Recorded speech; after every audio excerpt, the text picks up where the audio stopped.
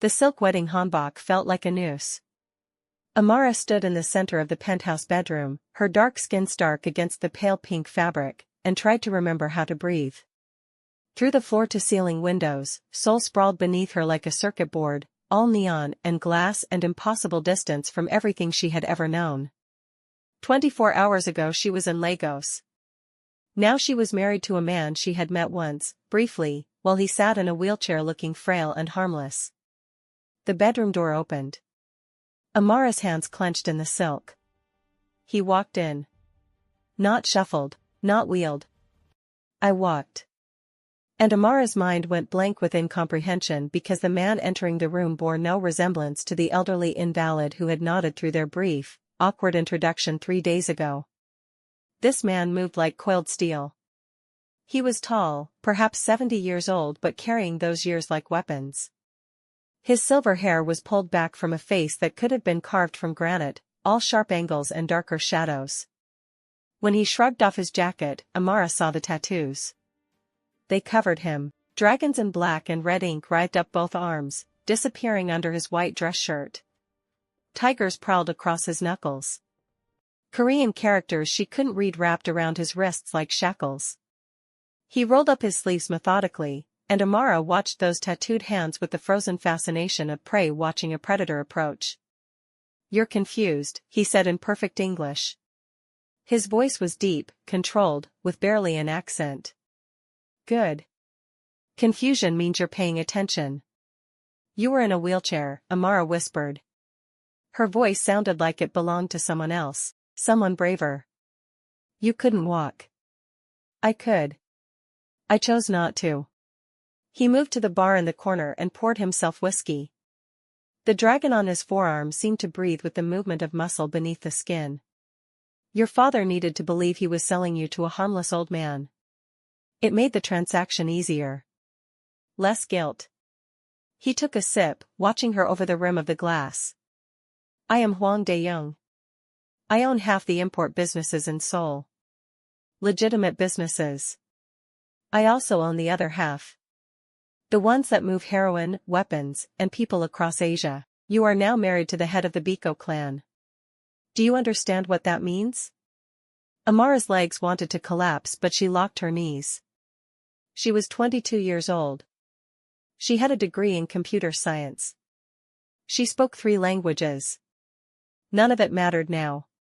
Her father's gambling debts had sold her to this. To him. "My father said you needed a nurse," she managed. "He said you were dying. He said it would only be a few months and then I could come home." Dae-young laughed. It was not a kind sound. "I am dying. Liver cancer. Stage 4. I have perhaps a year, maybe less. But I don't need a nurse, Amara." He said her name like he was tasting it. "I need a wife. An heir. Someone to stand beside me in my final year and inherit what I built. Your father owed me $300,000. I offered him a deal. You, in exchange for clearing his debt and setting up your family in a home I own, with money I provide." He took the deal within an hour. The room spun. Amara gripped the edge of a nearby chair. "An heir. You want me to bear my child?" "Yes." Dae-young set down his glass and moved toward her. Amara's instinct screamed to run, but there was nowhere to go. They were on the 40th floor. The door was locked. And this man, this dragon-covered stranger she had been legally bound to, could probably catch her before she managed 3 steps. "You're young. Healthy. Beautiful. Your genetics combined with mine will produce a strong child. That child will inherit the Biko clan's legitimate holdings. Everything legal, everything clean. My legacy without my sins. I won't." Amara's voice shook, but she forced the words out. "I won't sleep with you. You can't force me." Dae-young stopped 3 feet away. Close enough that she could smell his cologne, expensive and sharp. Close enough to see the flecks of gold in his dark eyes. Close enough to see the scar that ran from his collarbone down beneath his shirt, a white line through the ink. "No," he agreed quietly. I won't force you. Rape is beneath me. But I will make you an offer. Be my wife in truth. Share my bed willingly. Bear my child. And in exchange, I will give you power. Money. Protection. I will teach you to speak Korean fluently. To fight. To navigate this world I inhabit. When I die, you will inherit enough wealth to do whatever you want for the rest of your life. Your family will never want for anything. He reached out slowly and touched her face. One finger tracing her jawline. The tiger tattooed on his knuckle seemed to snarl. Or refuse, and I will keep you as my wife in name only. You'll live in luxury and safety. But when I die, you get nothing beyond what the law requires. Your family continues to live in the home I provide, but the money stops. Your father's debts remain cleared, but you walk away from this marriage with only what you came with. Amara jerked away from his touch. Those aren't choices. That's manipulation. Yes. Dae-young didn't apologize. I am 70 years old. I have perhaps 365 days left to secure my legacy. I don't have time for romance or courtship. I'm offering you a transaction. Your body and your companionship in exchange for a fortune. Many women would consider that a bargain. I'm not many women. No. Something flickered in his expression. Almost like approval. You're not. Which is why I chose you. Your father offered me his daughter to clear his debts. I researched you. Amara Okafor. Computer science degree. Top of your class, you rebuilt your mother's small business website and tripled her online sales. You speak Igbo, English, and you were teaching yourself Korean on a free app. He moved to the window, giving her space. I could have taken any of the desperate men's daughters who owe me money. I chose you because you're intelligent. Adaptable. Strong enough to survive in my world. Amara's mind raced through possibilities and found only walls. Her family. Her mother and 2 younger brothers live in a house this man owned, eating food his money bought. If she refused him completely, would he turn them out? Her father had vanished the moment the deal was made, abandoning them all to the consequences of his addiction. I need time, she said. You have 3 days. Dae-young turned back to face her. This bedroom is yours. Mine is across the hall. No one will touch you without your permission. My staff will bring you anything you need. There's a library, a gym, and a garden on the roof. Explore. Think. On the 3rd night, I'll return and you'll give me your answer. He moved toward the door. Why me? Amara asked before she could stop herself. Really?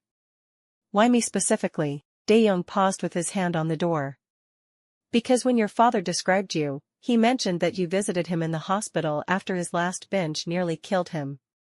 The nurses told him you sat by his bed for 3 days, even though he had stolen your tuition money. Even though he had destroyed your trust repeatedly.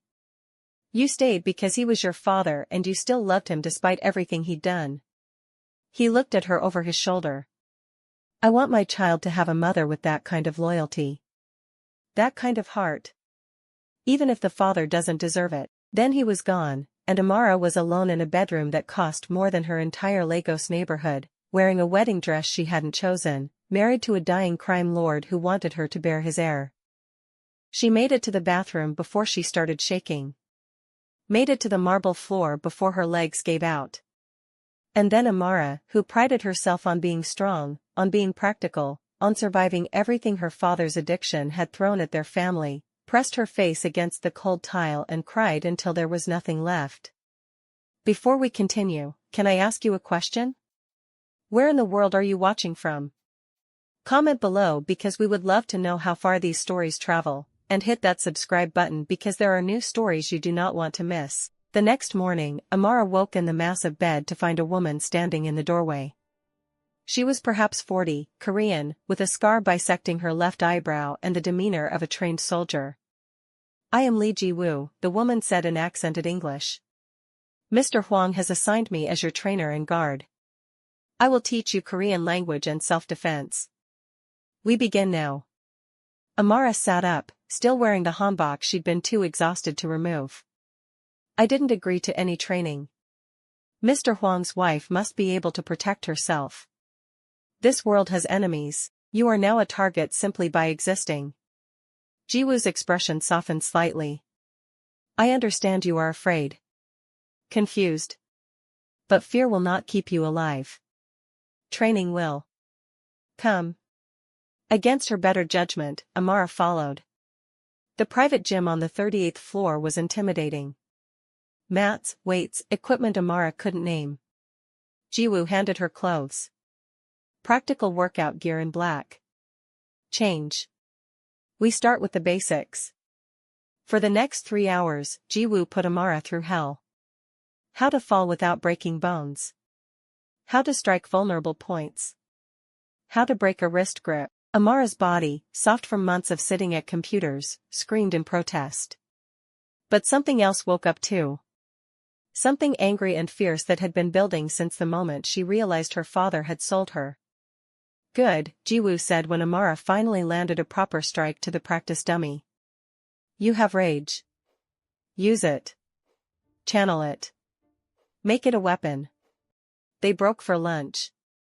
Real Korean food that Amara didn't recognize, but that tasted better than anything she'd eaten in months. Jiwoo ate with her, and gradually, conversation happened. How long have you worked for him? Amara asked. 15 years. He saved my life. Jiwoo's fingers traced the scar on her eyebrow. I was a North Korean defector. I made it to Seoul with nothing. The wrong people found me. Mr. Huang found me first. Gave me purpose. Safety. He is not a good man, Amara. But he is a man of honor in a world without it. If he gives his word, he keeps it. He bought me. Yes. Jiwoo didn't flinch from the truth. He did. And that is wrong. But he will protect you with his life. He will give you power in a world that takes power from women. And he will die soon, leaving you with choices you wouldn't have had otherwise. She met Amara's eyes. I'm not telling you what to decide. I'm telling you that there are worse fates than being Hwang Dae-young's wife. That afternoon, Amara explored the penthouse. The library held thousands of books in Korean, English, and languages she didn't recognize. The roof garden was an oasis 40 stories above Seoul's chaos, with plants from around the world and a view that made her chest ache with its beauty. In a corner, she found a small shrine. Incense and photos of an elderly couple. My parents, Dae-young's voice came from behind her. Amara jumped. She hadn't heard him approach. They owned a small grocery in Busan. They wanted me to be a doctor. I disappointed them in every possible way. He looked different in the daylight. Less like a monster, more like a man. The silver in his hair caught the sun. The tattoos on his arms seemed less threatening and more like stories written in ink. He wore casual clothes. Jeans. A black t-shirt that showed the dragons climbing his arms continued up his neck. Jiwoo says you did well in training, he continued. She says you learn fast. I'm a fast learner with things I choose to learn, Amara replied. This wasn't my choice. No. But you're here anyway. Making the best of it. Dae-young moved to stand beside her at the railing. Not touching. Giving her space. I'm going to tell you something true, Amara. Something I haven't told anyone. The cancer is aggressive. I have 6 months, maybe 8. Not a year. My doctors are very clear. I'm dying faster than expected. Amara's chest tightened unexpectedly. Why are you telling me this? Because if you agree to my offer, I need you to understand the timeline. I need an heir quickly. And I need to prepare you to survive in this world after I'm gone. He turned to face her.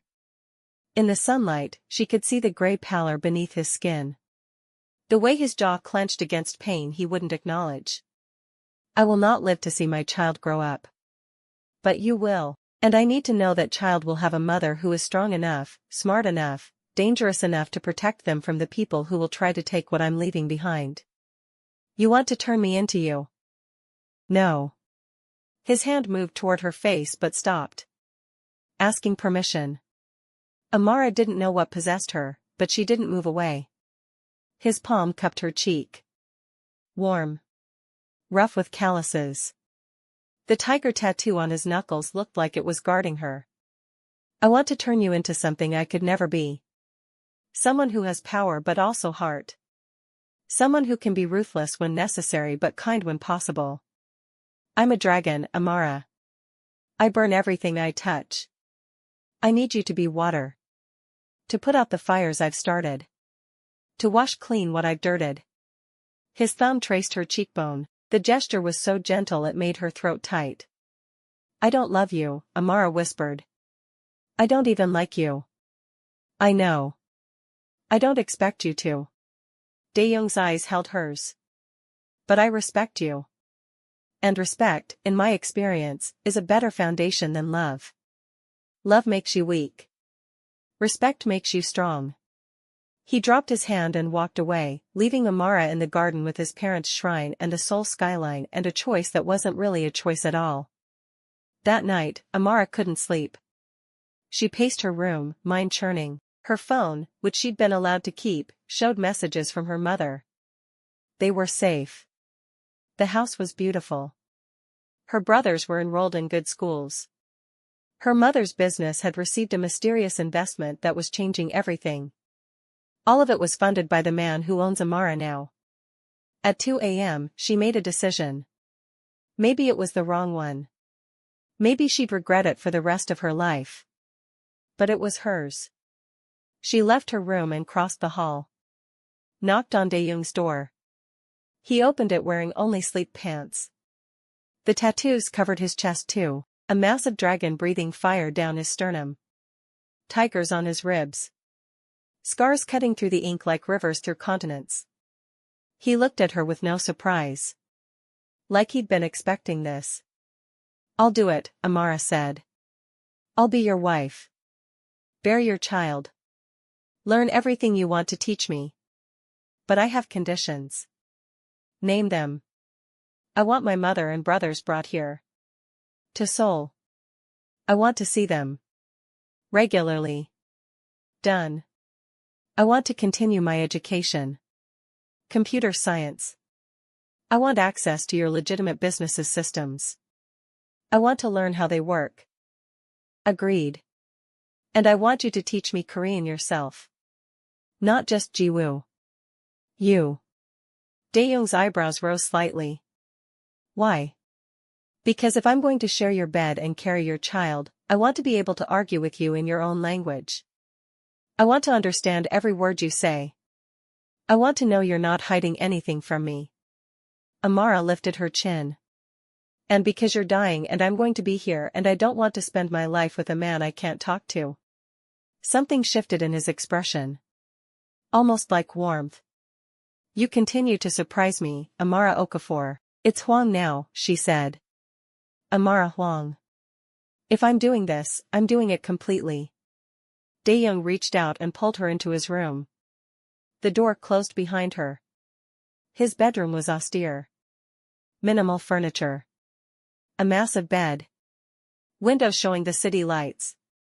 I need you to understand something, Daeyoung said. His hands settled on her shoulders. Heavy but not threatening. Once we do this, there's no going back. You'll be mine in every way. And I am a possessive man. A jealous man. I will guard you like the treasure you are. I will kill anyone who tries to harm you, and I will expect absolute loyalty in return. I understand. Do you? His hand slid to her throat. Not squeezing. Just resting there. Feeling her pulse. I am not a gentle man, Amara. I have done terrible things. Hurt people. Destroyed lives. My hands are stained with blood that will never wash clean. Are you sure you want those hands on you? Amara looked at those hands. Covered in tigers and dragons and scars. Hands that had built an empire and destroyed rivals. Hands that had touched her face in the garden with impossible gentleness. No, she admitted. I'm not sure, but I'm choosing it anyway. Dae-young smiled. Slowly. And for the first time, Amara saw the man he must have been before the violence and the cancer. Someone almost kind. Then let me make you a promise, he said quietly. I will never hurt you. Not intentionally. I will protect you with everything I have. And when I die, you will be the most dangerous woman in Seoul. No one will ever own you again. Not even me. He kissed her then. Slowly. Giving her time to pull away. Amara didn't pull away. Instead, she leaned into him, into this dragon-covered dying man who had bought her, and chose to burn. The next 3 months reshaped Amara's existence. Dae-young kept every promise. Her family came to Seoul, living in a beautiful home in Gangnam. Her mother cried when she saw Amara, not understanding but accepting. Her brothers thought Dae-young was terrifying and fascinating in equal measure. Jiwoo's training intensified. Amara learned to shoot. To fight with knives. To break bones and escape holds. Her body transformed from soft to steel. Her mind sharpened. Dae-young taught her Korean every evening. They sat in his library, surrounded by books, and he was patient in a way that surprised her. When she stumbled over pronunciation, he would repeat the words slowly. When she got frustrated, he would switch to English and tell her stories about his childhood in Busan, about his parents' grocery store, about the first time he killed a man and how it had felt. Like losing my soul, he said one night. Like becoming something inhuman. I was 19. He had hurt my sister. I beat him to death with my hands and I felt nothing. That's when I knew I was built for this life. The violence didn't break me. It awakened something that had always been there. Do you regret it? Amara asked. Every day. But regret doesn't change anything. It just makes you wish you were someone else. He looked at her across the book they were studying. I don't want regret for you, Amara. I want strength. Purpose. The ability to do what's necessary without being destroyed by it. At night, they shared his bed. Dae-young was careful with her at first. Gentle. But Amara learned quickly that she didn't want to be gentle. She wanted him fiercely. I wanted to feel alive in the midst of this strange new existence. He gave her that, gave her passion and intensity in moments where she forgot to hate him. In the moments after, when they lay tangled in sheets and sweat and the city lights painted patterns across their skin, Amara would trace his tattoos. The dragons and tigers and Korean characters. What do they say? She asked one night, touching the characters wrapping his ribs. Even dragons die, he translated. Even tigers bleed. It's a reminder that power is temporary. That everything ends. Cheerful. Honest. He caught her hand and pressed it to his chest. His heart beat slowly and steady beneath her palm. I got these tattoos after my parents died. After they went to their graves ashamed of what I'd become. I wanted to remember that someday I would join them. That someday I would have to answer for everything I've done. Amara felt something shift in her chest. Something like affection. Like understanding. This man who terrified rivals and commanded an empire was also just a son who had disappointed his parents. A man counting down his days, someone lonely despite his power. I don't think I hate you anymore, she whispered. Dae-young's hand tightened on hers. I think that's the most terrifying thing you've ever said to me. 6 weeks after their wedding night, Amara woke up nauseous. She spent 20 minutes vomiting in the bathroom while Dae-young held her hair back and called his private doctor. The test confirmed what her body already knew. Pregnant. Dae-young stared at the doctor's report like it was written in an alien language. Then he pulled Amara into his arms, carefully, so carefully, and pressed his face to her shoulder. She felt wetness against her skin. Tears. The feared head of the Biko clan was crying. Thank you, he whispered. Thank you, Amara. You've given me something I thought I'd never have. A legacy that isn't blood and violence. A child who might be better than I am. Amara's own tears started then. For this impossible situation. For this dying man who held her like she was made of glass. For the life growing inside her that would never know its father. For the fact that she, somehow, against all logic, had started to care about him. I'm scared, she admitted. I know, so am I. Dae-young pulled back to look at her. Cupped her face with his tattooed hands. But I will keep you safe. Both of you. For as long as I can. I promise. He kept that promise with lethal efficiency. Security tripled overnight. Amara's training continued but shifted to focus on protection over aggression. Dae-young began transferring legitimate business operations into her name, teaching her the legal empire she would inherit. He brought in tutors, lawyers, and business managers. Prepared her for the role she would have to play. But he also softened. Started sleeping with his hand on her belly, feeling for movement that wouldn't come for months. Started talking to the baby in Korean, telling stories about his parents, about the man he wished he'd been. Started planning for a future he wouldn't see. 3 months into the pregnancy, the threats came. A rival syndicate from Osaka. They wanted Dae-young's territory. His operations. And they knew his weakness now. His pregnant wife. The first attempt came when Amara was leaving her mother's house. A car tried to force her vehicle off the road. Ji-woo, driving, executed a maneuver that would have made stunt drivers weep. They escaped. Barely. Dae-young's retaliation was swift and brutal. Amara didn't ask for details. She saw the news reports. 5 members of the Osaka syndicate were found dead in various creative ways. A message delivered in blood. The second attempt was more sophisticated. A bomb planted in the penthouse garage.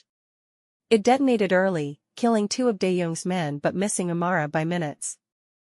This time, Dae-young took Amara with him to the meeting where he addressed the threat. She stood beside him in a room full of dangerous men.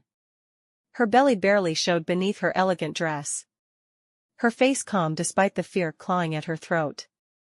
Dae-young spoke in Korean, then switched to English for her benefit.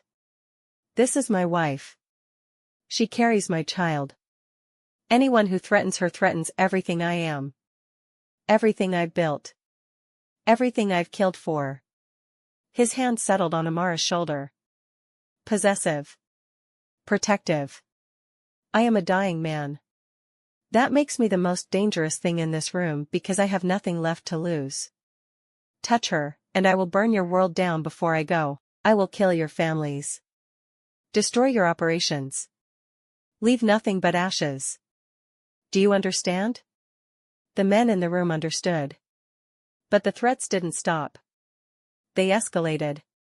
And Dae-young, already dying, pushed himself harder. He slept less. I worked more. Drove himself to protect what he'd created even as his body failed.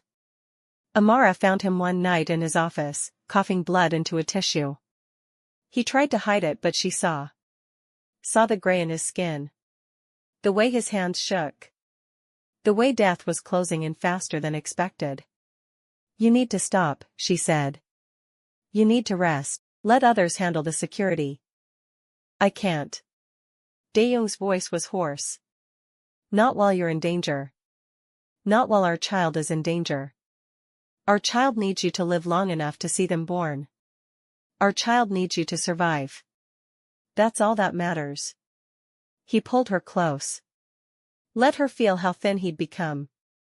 How fragile. I'm not going to make it to the birth, Amara. We both know it. So I'm spending what time I have left making sure you can survive without me. Before we continue, can I ask you a question?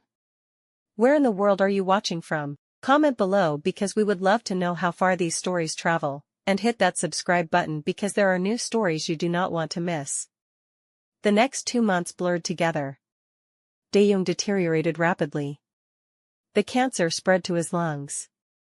He started needing oxygen. Started having trouble standing for long periods. But he refused to stop. refused to rest. He taught Amara everything. Business operations. Alliance structures.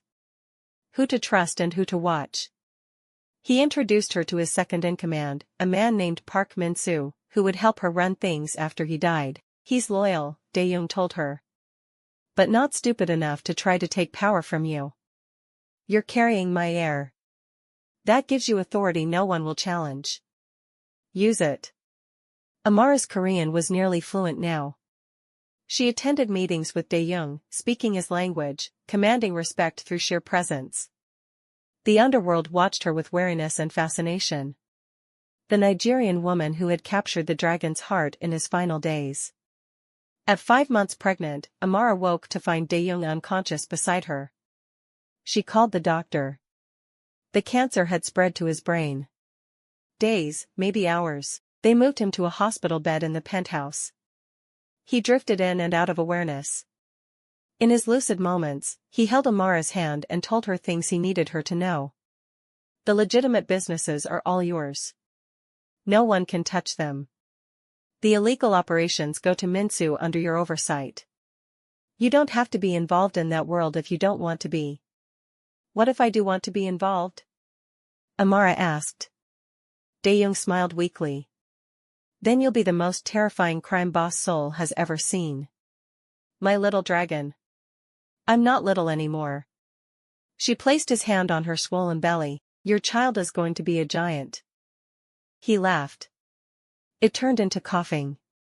When it passed, his eyes were serious. I love you, Amara. I know I have no right to say it. I know our beginning was wrong in every possible way. But in these months, you became the only thing that mattered. The only good thing I've ever created. Amara's tears fell hot and fast. I love you too. I don't know when it happened. I don't know how. But I do. And I hate that you're leaving. I hate it too. His thumb traced circles on her belly. But I'm not really leaving. I'll be here. He pressed her hand to her stomach. I'll be with our child, in the empire I built for you. In the strength I gave you. I'll be everywhere. He died 3 hours later.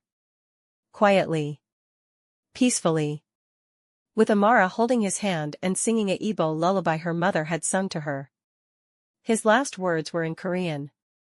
Jiwoo translated them later. Even dragons die. Even tigers bleed. But love persists. The funeral was massive. Hundreds of people from both his worlds. Legitimate business partners and underground affiliates. Amara stood at the front in black, 5 months pregnant, dry-eyed and fierce. She gave the eulogy in Korean, spoke about the man Dae-young had been. Honored him without pretending he was a saint. Afterwards, Min-soo approached her. What are your orders, Mrs. Huang? Amara looked at him. At the empire her husband had left her. At the choices spreading before her like a map. We go legitimate, she said. Slowly. Carefully. We will phase out the illegal operations over the next 5 years. We invest the money in legal ventures. Pharmaceuticals. Technology. Real estate. We became what Dae-young wanted to be. What his parents wanted him to be. Min-soo's eyes widened. That will make us vulnerable. We'll have enemies. We already have enemies. But now we have something they don't. Time.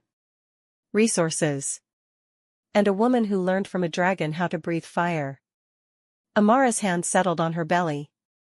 My child will inherit an empire that doesn't require bloodshed.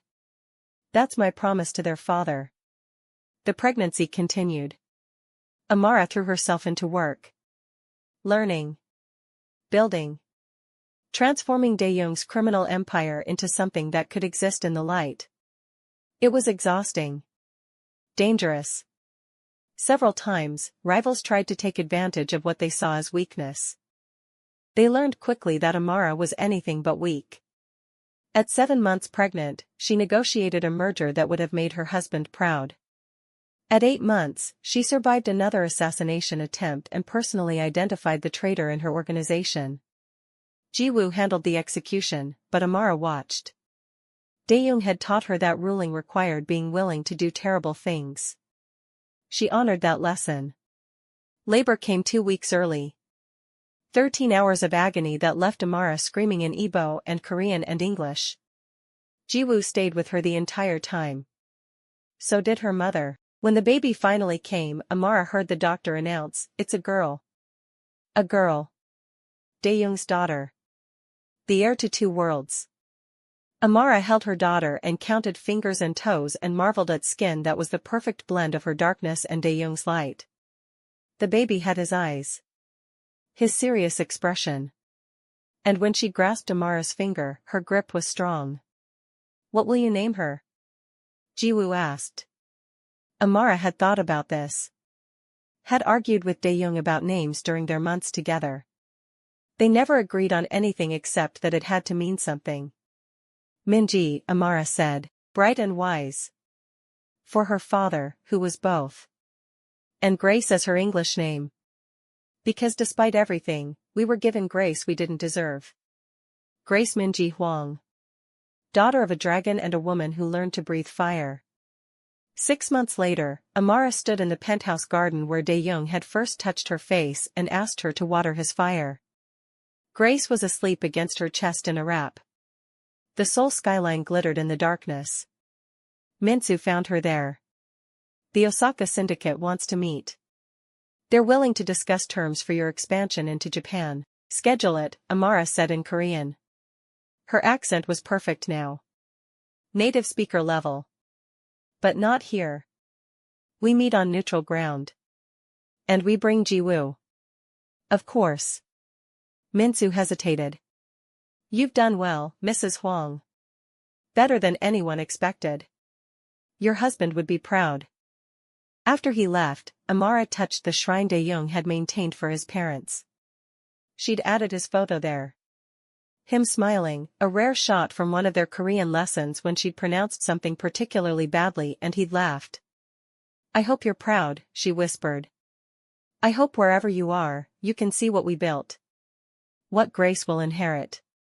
I hope you know that I meant it when I said I loved you. Even though it was complicated.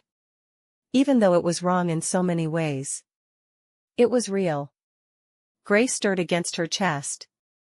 Made a small sound. Amara looked down at her daughter and saw Daeyoung's eyes staring back at her. Serious and intelligent and entirely too perceptive for a 6-month-old. "Your father was a dragon," Amara told her in Korean. "A fierce, terrible, beautiful dragon. And he loved you before you were even born. He gave everything so you could be free. So you could choose your path. Never forget that." The baby's hand reached up and grabbed Amara's finger. That strong grip. That determination. Amara smiled. Her daughter would be fine. They would both be fine. Because Daeyoung had been right. Love persisted, even when everything else burned away. She looked out at Seoul, at the empire she now commanded, at the future spreading before them like an unwritten story. She was 23 years old. A widow. A mother. A crime boss becoming legitimate. A Nigerian woman who had married a Korean dragon and inherited his fire. The rooftop door opened. Jiwoo emerged, her expression tight. "We have a problem." Amara turned, automatically adjusting Grace in the wrap. "What kind of problem?" "The kind that requires the dragon's widow to show her teeth." Jiwoo handed her a tablet. Security footage showed men in tactical gear surrounding one of their warehouses in Incheon. The Cheongju clan. They think with Daeyoung gone, his territory is up for grabs. They're making their move tonight. Amara studied the footage. Count the men. Assessed the weapons. Her mind, sharpened by months of training and desperation, calculated possibilities with the same precision she once used for computer algorithms. "How many of our people are in that warehouse?" 15. Good fighters, but outnumbered 3-1. Amara looked down at Grace, sleeping peacefully against her chest. Her daughter. Dae-young's daughter. The heir to everything they had built. She thought about what her husband had taught her. About being water and fire. About doing what was necessary without being destroyed by it. Call Min-soo. Tell him to mobilize our full security team. We don't just defend the warehouse. Amara's voice was steel wrapped in silk. We end the Cheongju clan tonight. Completely. I want them to understand that the dragon may be dead, but his widow is something far more dangerous. Jiwoo's smile was sharp. Proud. What are you? Amara looked at her reflection in the glass doors. Saw herself holding her daughter. Saw the strength in her shoulders that hadn't been there a year ago. Saw the woman Dae-young had forged from a terrified girl who'd woken up in a wedding hanbok and realized she'd been sold to a monster. Except he hadn't been a monster. Not entirely. He'd been a dying man trying to leave something good behind. And he had. He'd left her. I'm the dragon's legacy, Amara said quietly. And I burn everything that threatens my child. 2 hours later, Amara sat in the command center Dae-young had built in the penthouse's secure basement. Grace was with her mother in the safe room, protected by 4 armed guards. Amara wore tactical gear Jiwoo had insisted on, though she wouldn't be going to the warehouse herself. Not with a 6-month-old depending on her. But she would command the response. Would make the decisions. Would show the underworld that Hwang Dae-young's widow was not to be trifled with. The operation was swift and brutal. Min-soo led the team personally. The Cheongju clan had expected a panicked defense. What they got was a coordinated counterattack that left 12 of their men dead and the rest fleeing. Min-soo captured the clan's second-in-command and brought him back to the penthouse. Amara met him in the room where Dae-young used to conduct such business. The man was bloodied, defiant, spitting insults in Korean that would have meant nothing to her a year ago. Now she understood every word. She let him finish. Then she responded in perfect Korean, her accent flawless, her tone colder than the Seoul winter outside. Your clan made a mistake. You thought a woman, a foreign woman with a baby, would be easy prey. You thought without the dragon, his empire would crumble. Amara leaned forward. Let me educate you. My husband spent his last months teaching me everything he knew. Every alliance, every weakness, every secret. He made me not just his heir but his equal. Do you understand what that means? The man's defiance flickered. It means I know about your clan's heroin shipment coming through Busan next week. I know about the money you're laundering through the restaurant chain in Gangnam. I know about your boss's mistress in Tokyo and the child she's carrying that he's hiding from his wife. Amara's smile was all teeth. My husband was a dragon. He hoarded information like treasure. Now it's mine. She stood, gestured to Min-soo. You have a choice.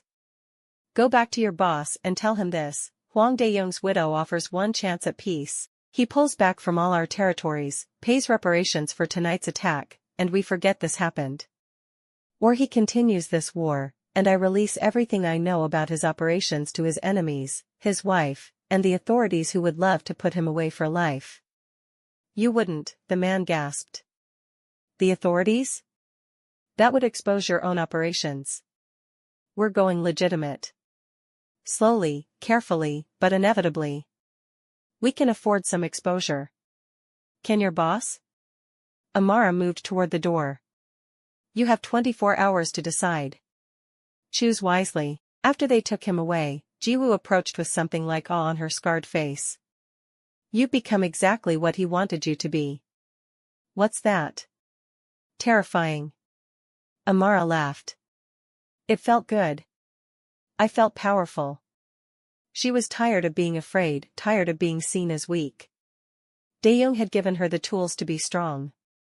It was time to use them. The Cheongju clan chose peace. The reparations they paid funded a new wing on the children's hospital Amara was building in Dae-young's name, the first of many legitimate projects that would slowly transform his empire into something that could exist in the daylight. Grace's first birthday came on a spring day when Seoul was blooming with cherry blossoms. Amara threw a party that blended her Nigerian heritage with Korean traditions. Her mother made jollof rice and chin-chin. Jiwoo arranged for traditional Korean teok. The penthouse filled with family, allies, and the strange hybrid community Amara had built. Minsu presented Grace with a first birthday doll gift, a small keyboard, traditional for a child who might choose wisdom and learning. Grace grabbed it immediately and banged on the keys with delight. She has her mother's intelligence, Minsu observed. And her father's determination. Seoul will never be the same. That night, after everyone left, Amara carried Grace to the rooftop garden. The cherry blossoms glowed in the moonlight. Daeyoung's shrine sat peaceful in the corner, incense burning. Your daughter turned 1 today, Amara said to the photo of her husband.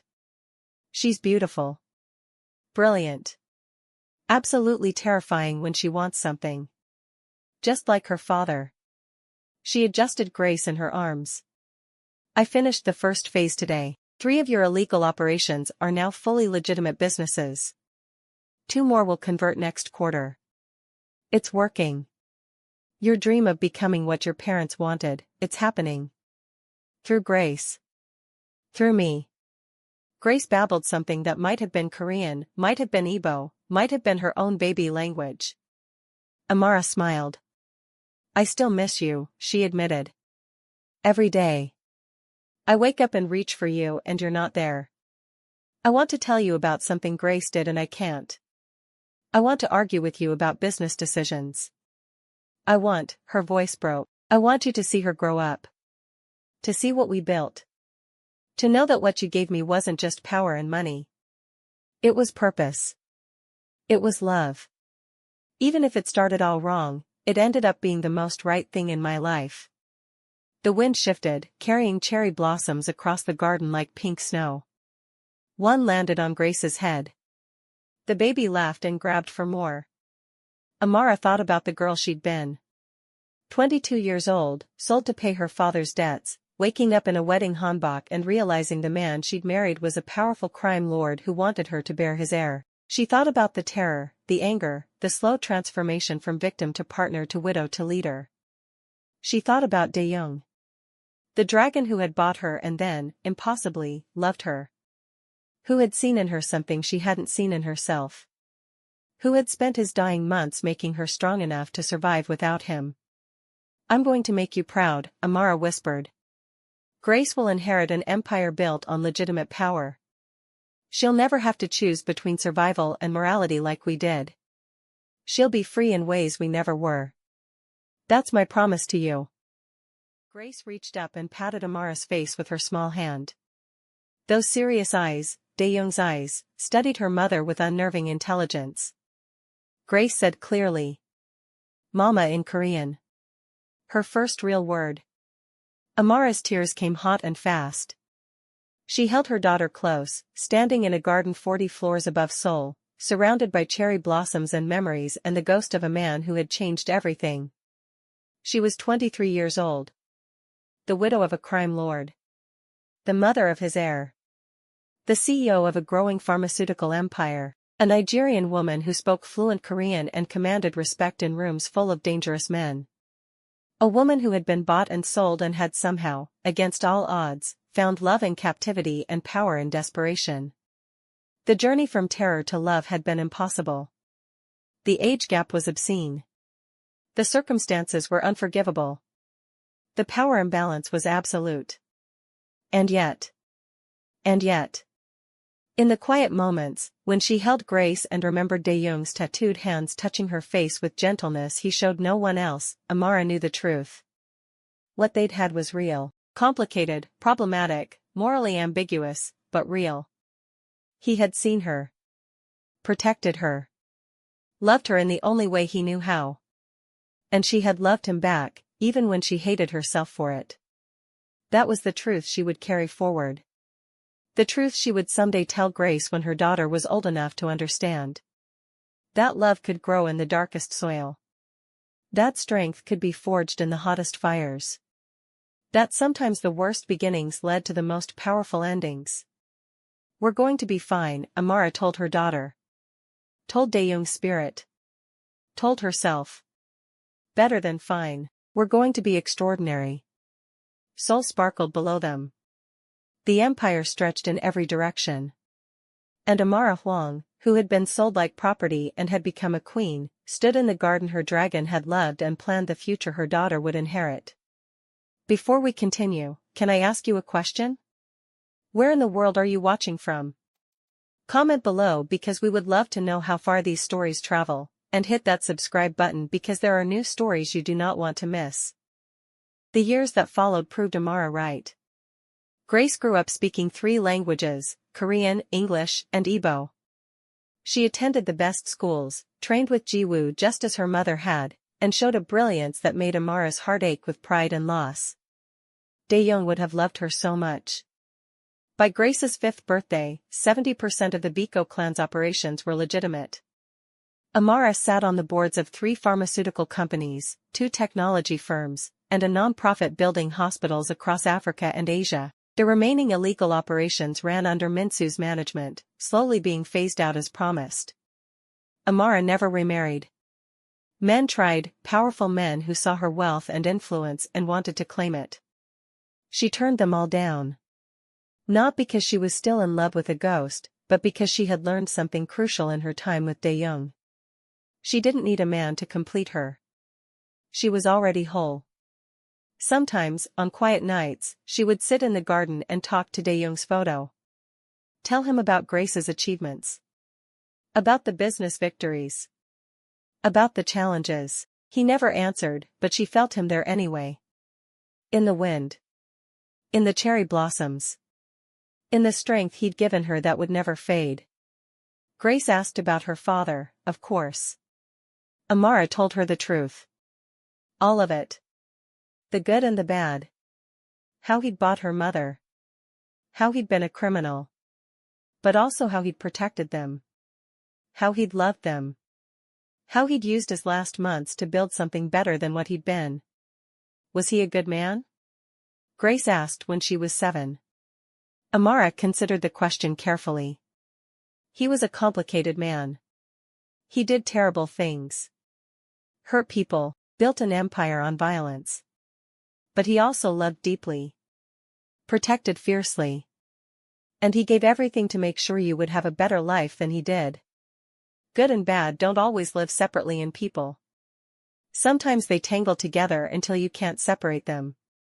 Grace thought about this with the same serious expression her father had worn. Do you miss him? Every single day. Me too, Grace said. Even though I never met him. I miss the dad he could have been. Amara pulled her daughter close. He would have been an amazing father, terrifying, overprotective, probably would have scared away every friend you tried to make. But amazing. They laughed together, mother and daughter, in the garden where Daeyoung's spirit lived on.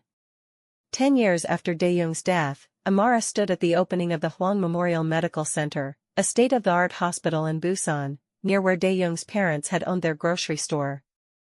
It provided free care to the poor, specialized in cancer treatment, and bore his name with pride.